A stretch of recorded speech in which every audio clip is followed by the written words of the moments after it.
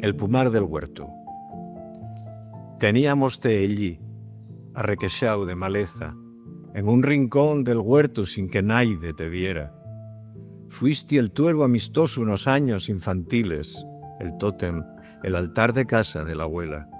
Después medramos mucho y prestábennos más el flamboyán sangrante en es playas del Caribe, el ablucante abeto en es cumbres de los Alpes o el naranxal de soles nes costes de Valencia.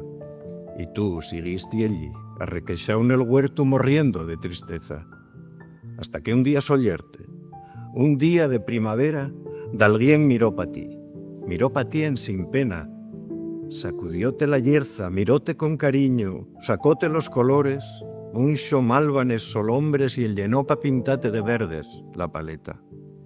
Entós, surdiste nuevo, frente alta y serena, universal y nuestro, tornamos a mirate, llamámoste pol nome, sentimos otra vez la raitana melguera que posaba en torrama el peso de la inercia.